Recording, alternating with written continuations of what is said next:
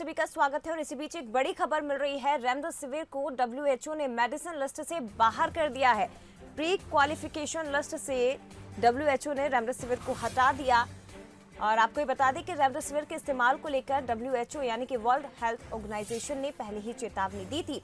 कहा है, डब्ल्यूएचओ की तरफ से बताया गया है कि रेमडेसिविर से मरीज ठीक होने के सबूत नहीं है और प्री क्वालिफिकेशन लिस्ट से इसीलिए इसे हटा दिया गया है।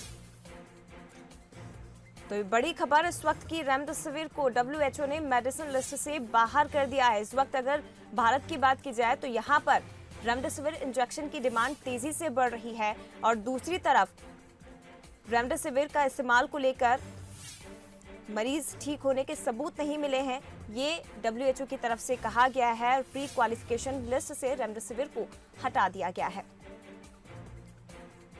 तो रेमडेसिविर को डब्ल्यूएचओ ने मेडिसिन लिस्ट से बाहर कर दिया। रेमडेसिविर के इस्तेमाल को लेकर डब्ल्यूएचओ की तरफ से चेतावनी भी दी गई थी और कहा गया है कि इसके इस्तेमाल से मरीज ठीक होने के सबूत नहीं हैं। प्री क्वालिफिकेशन लिस्ट से हटा दिया गया है। मेडिसिन लिस्ट से रेमडेसिविर को डब्ल्यूएचओ ने बाहर कर दिया है। ये बड़ी खबर इस वक्त की आपको बता रहे हैं।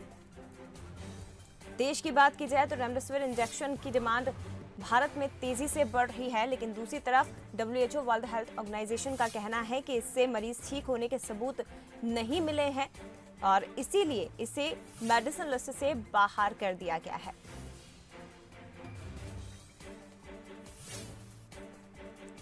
और बंसल न्यूज हेड शरद द्विवेदी जी फोन लाइन पर हमारे साथ ज्यादा जानकारी के लिए जुड़ गए हैं। शरद जी, एक तरफ अगर देश की बात की जाए भारत की, तो यहाँ पर रेमडेसिविर इंजेक्शन की डिमांड तेजी से बढ़ती जा रही है, लेकिन दूसरी तरफ ये बड़ी खबर है, डब्ल्यूएचओ ने मेडिसिन लिस्ट से इसे बाहर कर दिया है। क्या कहेंगे सर? देखिए, इसको लेकर शुरू से मतांतर रहे हैं रेमडेसिविर के इस्तेमाल को लेकर। और हमारे यहाँ भी जब डॉक्टर्स का एक पैनल कुछ दिनों पहले बैठा था और बंसल न्यूज पर जब उसकी चर्चा हुई थी, तो आयुर्विज्ञान संस्थान भोपाल जो है, एम्स भोपाल के डायरेक्टर डॉक्टर सिंह ने ये बात बहुत खास तौर पर कही थी कि आयुर्विज्ञान संस्थान इसका इस्तेमाल नहीं कर रहा है और रेमडेसिविर का कोई फायदा इसमें नजर नहीं आ रहा है। आपको याद होगा कि शुरू में जब पिछले साल कोविड की लहर आई थी, तो एक मेडिसिन का प्रोटोकॉल के तहत इस्तेमाल होता था जिसको बाद में डब्ल्यूएचओ ने खारिज किया था, और वो हाइड्रोक्सी क्लोरोक्विन थी जो आमतौर पर मलेरिया में इस्तेमाल होती है, एंटीवायरल ड्रग है, लेकिन उसको भी बाद में खारिज कर दिया गया था। तो चूंकि वायरस ये नया है, कई बार एक राय डॉक्टर्स की बनती है और उसमें ऐसा नहीं होता कि कुछ लाक्षणिक सुधार भी होते हैं किसी मेडिसिन से, लेकिन ये बात बिल्कुल सच है कि रेमडेसिविर को लेकर एक परसेप्शन भी चिकित्सकों का बहुत तेजी से बना है कि ये मेडिसिन फायदा करती है। इसीलिए डॉक्टर्स इस राय के सामने आने के बाद भी इसका उपयोग करते रहे हैं, लेकिन इसके बहुत अच्छे बेहतर विकल्प मौजूद हैं। ये इस मायने में एक अच्छी बात है कि लोगों के दिमाग से जो एक चीज ये बैठ गई थी, रेमडेसिविर नहीं मिलेगी तो बड़ी कठिनाई होगी, वैसा कुछ भी नहीं है।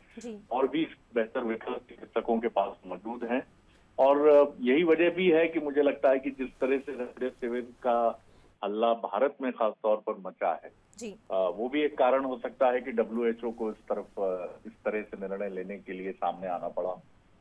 जी, शुक्रिया आपका शरद जी ये जानकारी के लिए। तो प्री क्वालिफिकेशन लिस्ट से रेमडेसिविर को बाहर कर दिया गया है। डिमांड तेजी से बढ़ रही थी, लेकिन जैसा कि शरद जी ने बताया कि इससे पहले एक पैनल बंसल न्यूज़ पर बैठा था और उसने भी ये माना था कि रेमडेसिविर के इस्तेमाल की इतनी ज़रूरत नहीं है या आयुर्वेद में इसका इस्तेमाल फिलहाल कम ही है। दूसरी तरफ जो डॉक्टर्स हैं, दूसरी लहर क्योंकि इस वक्त चल रही है और इसी बीच कल जो बड़े डॉक्टर्स ने बातचीत की थी उसमें भी बताया था कि ये कोई रामबाण नहीं है, रेमडेसिविर की ज़रूरत है, ऐसे मरीजों का परसेंटेज काफ़ी कम है। लेकिन ये खबर अब इस वक्त की बड़ी खबर है कि डब्ल्यूएचओ ने मेडिसिन लिस्ट से बाहर कर दिया है, हालांकि दूसरे और विकल्प भी मौजूद हैं।